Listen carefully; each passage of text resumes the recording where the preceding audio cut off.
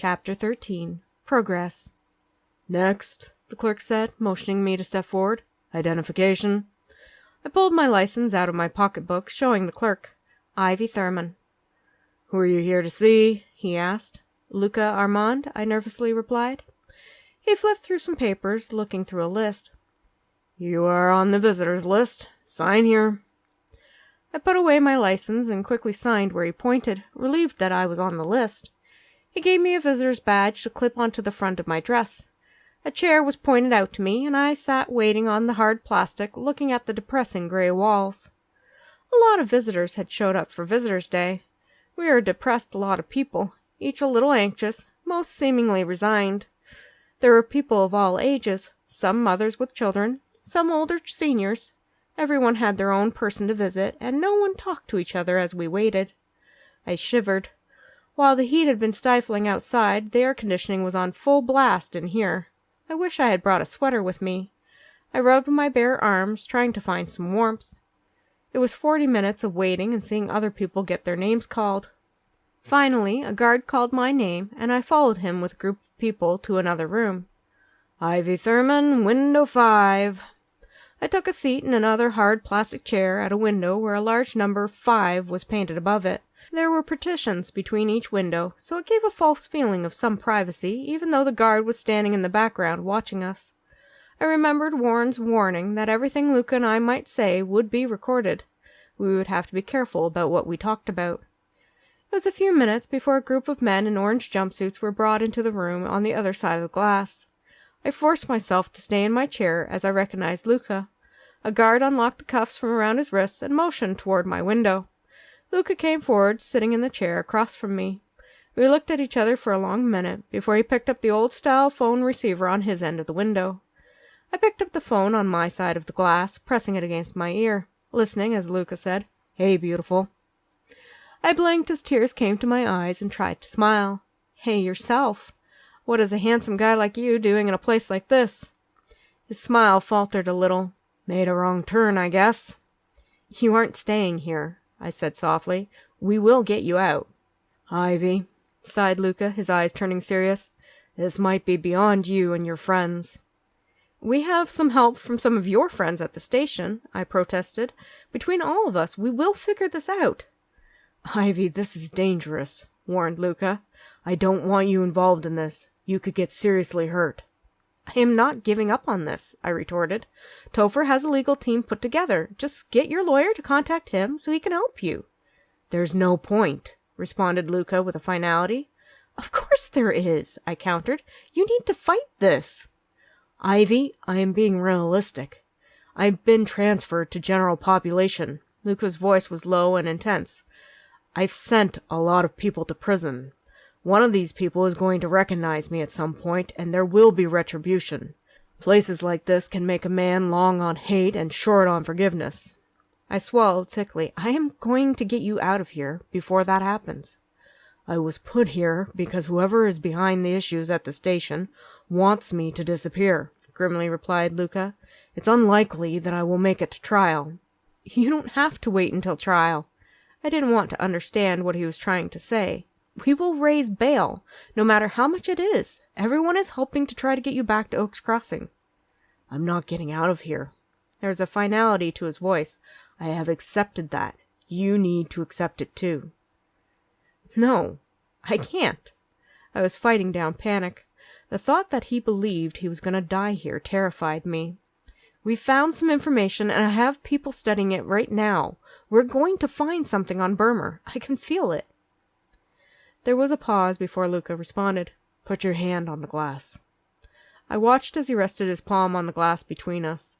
I set my palm against his, but could only feel the cold window against my skin. "You are going to be okay, Ivy," Luca told me, his warm blue eyes resting on me. "You have a lot of people who love you and are looking out for you."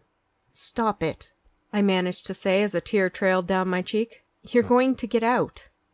"It would have been nice to take you on a real first date." On his lips was a half smile, even as his eyes remained sad. "Not just burgers in the car while it was raining." "I liked burgers with you," I replied softly. "But we will go wherever you want, just as soon as you are released." A buzzer sounded, indicating our time was over. "You need to let me go, Ivy." Lucas spoke before the phone cut out. "No," I cried. "No, no, no." I pressed my fist to my mouth as I watched him be handcuffed again, moving with the group of men in single file as they left. A guard tapped me on the shoulder. "Time is up," he said impassively, immune to my distress. "Please follow the other visitors and exit the room." Taking a bracing breath, I hung up the phone. I hefted my purse and shakily stood. I walked out with the rest of the subdued visitors. Some wiped away tears, some seemed grim or resolute. Others looked like it was just part of their normal routine. I wondered how long Luca could be in here before pushing the thought from my mind. We were going to get him out of this place. Blindly, I returned the visitor badge and signed out of the visitor log. It was only when I was in Luca's SUV that I broke down. I don't know how long I cried, but once I was done, I realized my phone was ringing. Sniffling and wiping my eyes, I answered, "Yes?" "Ivy?" "Ivy Thurman?" a voice asked. "That's me," I confirmed. "Ivy, it's George Kershaw," the voice identified itself. "I have something. I kept going over and over the invoices. They all looked good and legitimate, but when I investigated further, I found a bunch that weren't real." "What do you mean they aren't real?" I asked. "For instance, there's a bill for over $5,000 spent on a plumbing issue," chuckled George. "The sneaky people had an invoice for services saying it had been paid and everything. Yet, when I tried to corroborate it with the plumbing company, there were no services rendered to the police station. The plumbers had a different customer entirely for that invoice number. Burmer is using dummy invoices to skim money out of the police budget for his own means." "Okay," I blinked, trying to think of how we could use this to our advantage. "How much has he been skimming?" "I don't know yet," replied George. "It's going to take a little time to investigate each invoice. I have asked Thelma, Bee, and Herb to help me call each business to verify the documents. With all of us at it, the time it takes will be reduced." "Good. That is good," I replied absently. "Ivy, are you okay?" questioned a concerned George. I cleared my throat. "I will be." I thanked George for his help and drove back to Oaks Crossing. It was a couple hours of driving, and I tried to think through what we knew. Burmer was taking money from the police funds for his own purposes. The former police chief Williams was not aware of it, and now Burmer had his job on a temporary basis. Mayor Whitcomb did not like Burmer and said that he had less than stellar record. I would need to investigate that further. What did Whitcomb have against Burmer? If Whitcomb remained mayor, he would have a large vote in who got the job of chief of police if Williams was found unable to continue the job. However, if Whitcomb was replaced by Boggs, would Burmer get the job? Boggs had been trying to do something in Whitcomb's office, whether it was plant false evidence or search for something. I needed to find out if Boggs and Burmers were allies. Who else was in on the missing budget dollars at the police station? George was figuring out just how much was missing. Could other town money also be missing? Oaks Crossing did a lot of fundraising for charity work, restoration projects, and the town budget in general. Was the embezzlement limited to just the police station? If Luca's investigation led to more missing money, no wonder Burmer was interested in getting Luca out of the way. Luca could die. Suddenly I felt overwhelmed. It was too much for just myself and my little band of seniors to solve. This was more than just asking questions and sticking our noses where they didn't belong. We held a man's life in the balance. Yet there was no one else. No one else was investigating. We would have to find the clues and solve this mystery. To do less than that was unthinkable. Deciding another talk with Mayor Whitcomb was in order, I parked the SUV in front of Town Hall. A quick look in the rearview mirror confirmed that I didn't look my best. My face was blotchy from crying, and any makeup I had worn had long since slipped off on moist tissues. I sighed, then straightened my shoulders in determination. Walking into Town Hall, I found that a security guard had been placed just past the lobby area, impeding anyone from continuing further into the offices or boardrooms. "Too many people have been sneaking by lately," the bored town clerk told me as she meandered past holding a stack of papers. "Town council thought we should have a little protection, considering the local mood and protests." "Can I please talk to Mayor Whitcomb?" I asked, following her back to her desk. Although I found her less than helpful the times that I had talked to her, I needed her help if I was going to see the mayor. It's urgent business. Everything regarding the mayor is urgent business, she noted with a put-upon sigh. I might be able to get you an appointment. That is really not going to work. I gave her an assessing look. Do you enjoy working here? She snorted. You don't have the authority to threaten my job. No, I agreed readily with her. The next mayor might choose a different staff. Mayors can do that, right? Fire and rehire staff at will. Whitcomb has been mayor for 16 years. She raised an eyebrow as she set down the paperwork. I doubt that will change. I don't know, I shrugged. Tawny Tilbury has locked down the senior voters. Boggs has people who want change from Whitcomb. The mayor himself said he never had an election race this close. I have faith in Whitcomb, she stated firmly, trying to pass me. I stepped in her way.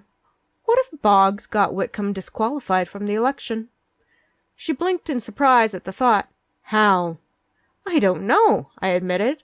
I haven't worked out that part, but he was in Mayor Whitcomb's office when the mayor was not there. I don't know if Boggs was looking for something or meant to leave something there when I interrupted him.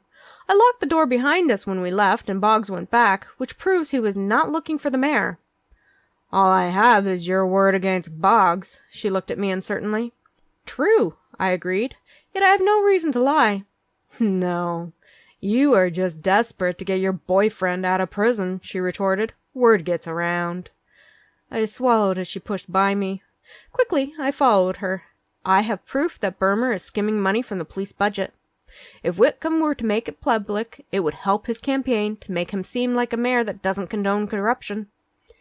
She stopped and looked around. Grabbing my arm, she pulled me into the copier room, closing the door. If what you say is true, it could win the election. I could give the evidence to Tawny and let her win, I explained. However, I need information from Whitcomb.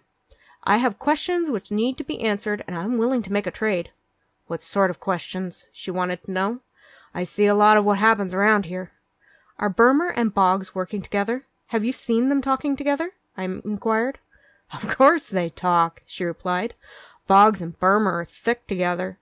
Burmer has weekly meetings with Boggs. There are also a few members of the town council they have swayed to campaign for Boggs. Some of the secondary members of the town councils meet with them too. Who?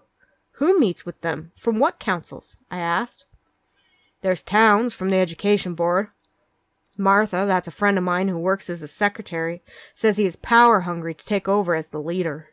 Towns is currently the treasurer. She ticked people off of her fingertips. Jefferson is the treasurer of the Parks and Recreation Board. He is campaigning to become the manager during this election. Salter is the treasurer for the town books. He meets with Burmer and Boggs all the time. An idea came to me. I looked at her in astonishment as I verbalized the thought. What if it's not just the police department that is being embezzled from? What if it is every large committee, institution, or board in the town of Oaks Crossing?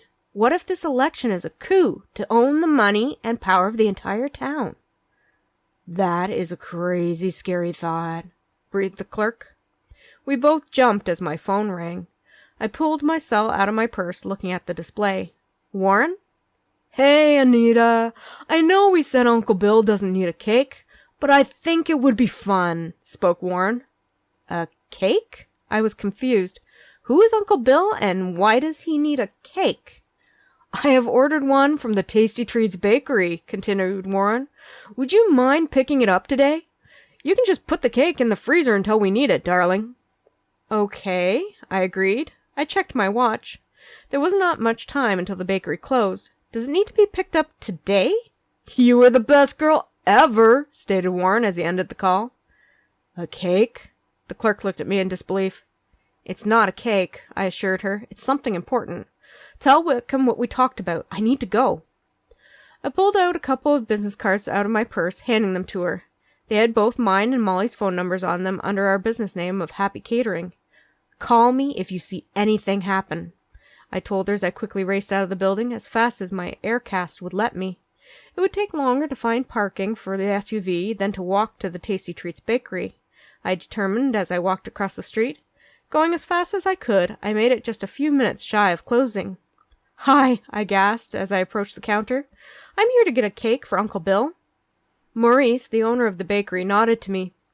I have the cake ready. I found it very interesting to get a last-minute order when I dropped off the regular order of donuts to the police station. Warren is such a good customer, I could not refuse, despite how busy it was today. He went to a refrigerator and pulled out a cake box. Maurice set it on the counter, lifting the lid to show me a nice round cake with the script, "Happy Birthday, Bill," iced on it. I have to admit, I was disappointed and more confused than ever. It looks nice. It is paid for. Maurice shut the lid. I must say I had great fun in making it. Pay particular attention to the creaminess of the ganache. Warren especially asked for it. Bon appetit. Thank you. I took the package, wondering if Warren was taking this subterfuge thing a little too far. However, I had a free cake out of the deal, so I was not going to complain exactly. I was heading out when another young woman rushed in asking for a cake for Uncle Bill. I waited, watching as Maurice repeated the performance, showing her the cake and declaring it paid. She thanked him and left ahead of me.